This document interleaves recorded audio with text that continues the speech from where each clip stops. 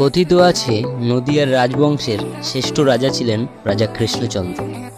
মাত্র 18 বছর বয়সে 1728 খ্রিস্টাব্দে তিনি রাজা হন। তার রাজত্বকালে রাজ্যের অনেক বিস্তার ঘটেছিল। তার রাজত্বকালে ঘটেছিল অনেক ঘটনা।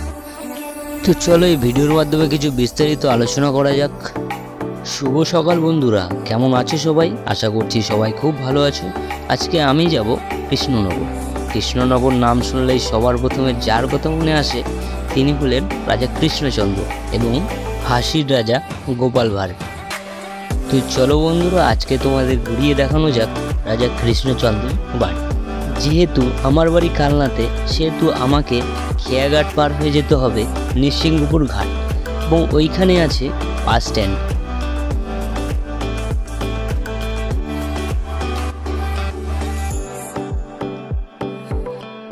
তো এই বাস স্ট্যান্ডে এলে তোমরা দেখতে পাবে এইখানে কৃষ্ণনগর যাওয়ার অনেক বাস রয়েছে। আপনাদের নির্দিষ্ট টাইমের একটি বাস ধরে চলে যাবেন কৃষ্ণনগর। বাস কন্ডাক্টর আপনাদের থেকে বাস ভাড়ার মূল্য নেবে মাত্র 30 টাকা।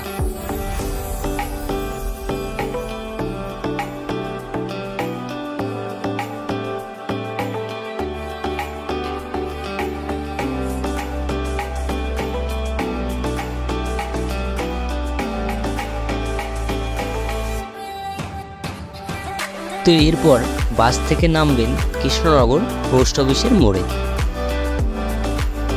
তো কৃষ্ণনগর পোস্ট অফিসের মোড়ে নেবে এখান থেকে একটি টোটো ধরে নেবেন, যার মূল্য মাত্র 15 টাকা, এবং টোটোওয়ালা আপনাকে নামিয়ে দেবে একেবারে রাজা কৃষ্ণচন্দ্রের বাড়ির কাছে।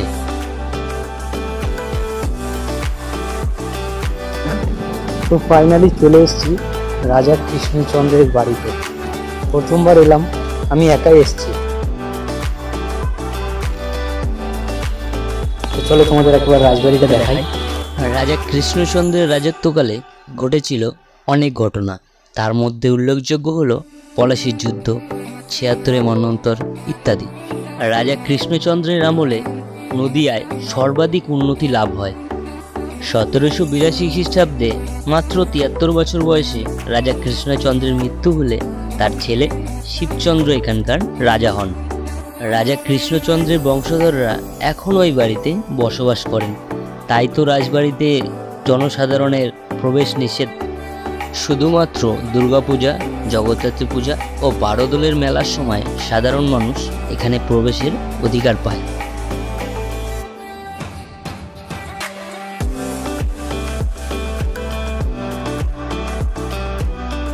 মাথায় দিয়ে ব্লগ করতে বেরিয়েছি। এই রোদে কোনো ব্লগাররা হয়তো বেরোয় না, আমি বেরিয়েছি। পিছনেই দেখতে পাচ্ছ রাজা কৃষ্ণচন্দ্রের বাড়ি। আর এখানে কোথায় কি আছে আমি ঠিক জানি না।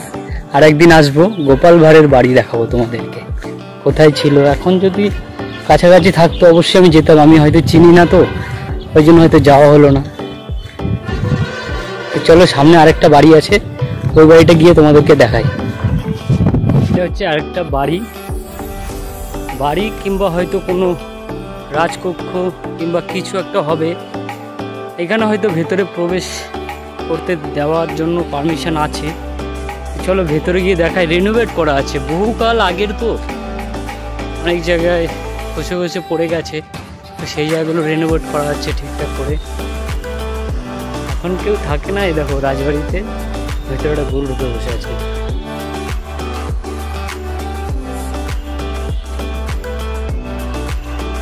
স্কুল হয়ে গেছে।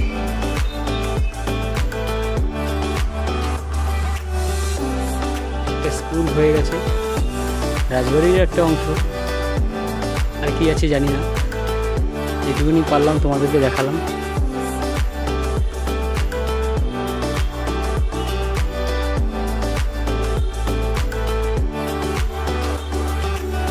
তো বন্ধুগণ, ভিডিওটা কেমন লাগলো অবশ্যই কমেন্ট করে জানাও, এবং দেখা হচ্ছে নেক্সট ব্লগে। ততক্ষণ ভালো থাকো, সুস্থ থাকো, টাটা।